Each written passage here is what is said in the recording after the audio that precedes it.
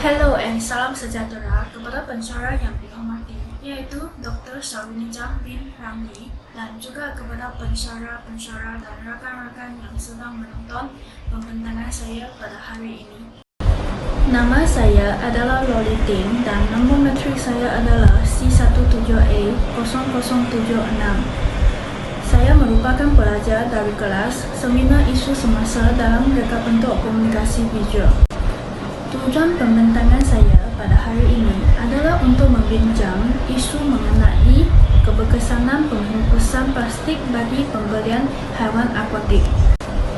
Pembentangan saya pada hari ini akan dibahagikan kepada 11 bahagian, iaitu pengenalan, penyataan masalah, objektif kajian, persoalanan kajian, kepentingan kajian, sorotan kajian, metodologi kajian, analisis dan dapatan kajian, perbincangan, cadangan, dan akhir sekali rumusan.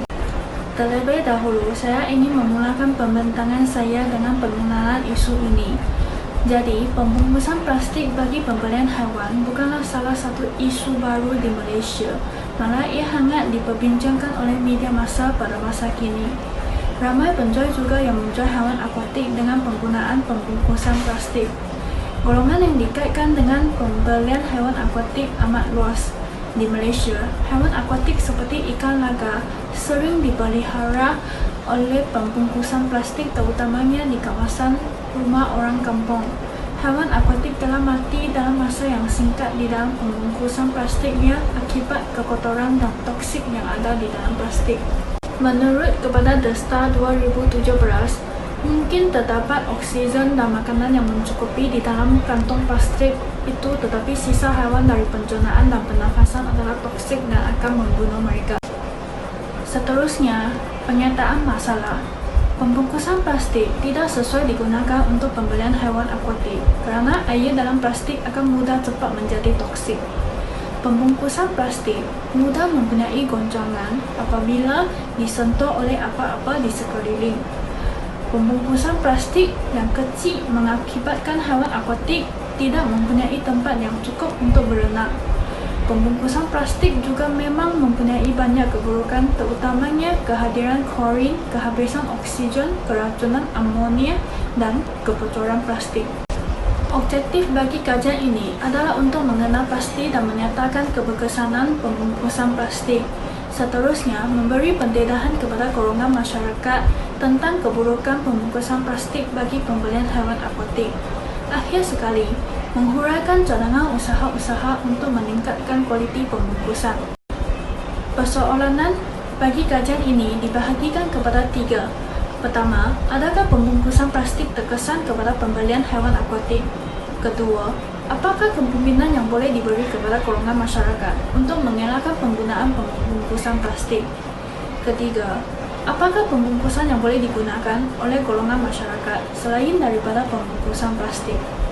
Kepentingan kajian juga dibahagikan kepada 3. Pertama, untuk memberi kesedaran kepada masyarakat tentang keburukan penggunaan pembungkusan plastik bagi pembelian haiwan akuatik. Kedua, untuk menghentikan pembungkusan plastik dalam masa yang awal sebelum semakin ramai haiwan akuatik menimpa kemalangan. Ketiga, untuk mengambil perhatian pihak berkuasa untuk mengambil tindakan dalam menawarkan isu ini. Seorang penjual haiwan akuatik di Johor, Melaka menyatakan bahawa masalah pembungkusan seperti kehadiran klorin, kehabisan oksigen, keracunan amonia, terlalu banyak ikan dalam satu plastik, kebocoran plastik dan lain-lain jugalah merupakan sebab-sebab kematian haiwan akuatik.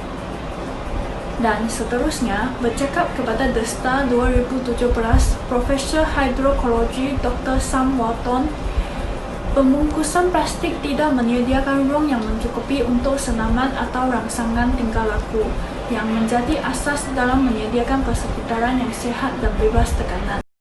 Kajian ini telah menggunakan kaedah kuantitatif, iaitu Google Form, untuk mendapatkan data dan maklumat responden.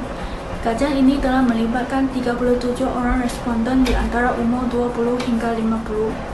Pengkaji telah mengemukakan 9 soalan termasuk jantina, umur dan pekerjaan responden.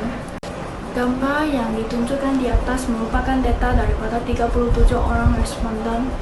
Jantina yang terlibat dengan peratusan yang tinggi adalah perempuan. Umur yang terlibat dengan peratusan yang tinggi adalah di antara 21 hingga 30 tahun.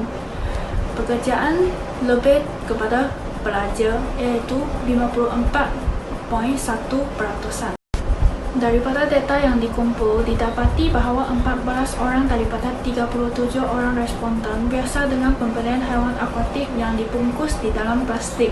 Kajian juga mendapati bahawa 18 orang daripada 37 orang responden bersetuju bahawa pembungkusan plastik bagi pembelian haiwan akuatik akan menyesak haiwan-haiwan tersebut. Tetapi, kajian menunjukkan bahawa 19 orang daripada 37 orang responden bersetuju bahawa penggunaan pembungkusan plastik dalam jual beli haiwan akuatik adalah berkesan pula.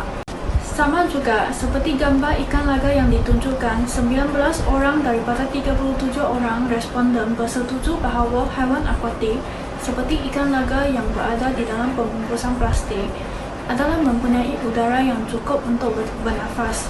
Ini juga salah satu sebab ramai yang tidak menyedari keburukan ataupun masalah pembungkusan plastik akan mengakibatkan kematian haiwan akuatik. Antara ini adalah sebab-sebab responden yang masih tidak mengetahui kesan pembungkusan plastik dan masih membeli haiwan akuatik sebagai hobi untuk membiayai. Ramai responden membeli tanpa sebab kerana mereka hanya ingin membeli untuk main. Pendapat responden terhadap sikap manusia yang masih tidak menyedari keburukan pembungkusan plastik bagi pembelian haiwan akuatik adalah membayangkan kempen seperti kempen keburukan pembungkusan plastik, upgrade pembungkusan bagi pembelian haiwan akuatik, menguatkuasakan undang-undang terhadap isu pembungkusan plastik. Perbincangan dalam kajian ini adalah untuk membincangkan segala kesan negatif pembungkusan plastik bagi pembelian haiwan akuatik, dan kajian ini dijalankan untuk memberi kesedaran dan inisiatif kepada golongan masyarakat bahawa pembungkusan plastik yang tidak sesuai untuk tujuan pembelian akan membawa kemalangan dan kematian kepada haiwan akuatik. Cadangan untuk menyelesaikan isu ini adalah melaksanakan kempen kesan pembungkusan plastik bagi pembelian haiwan akuatik seperti kempen Bumi Hijau. Selain itu, membuat aduan kepada pihak berkuasa supaya mengawal isu ini. Akhir sekali, memberi nasihat kepada orang sekeliling supaya tidak membeli haiwan akuatik yang biasa dibungkus di dalam plastik. Pembungkusan plastik bagi pembelian haiwan akuatik perlu mengambil tindakan daripada pihak berkuasa.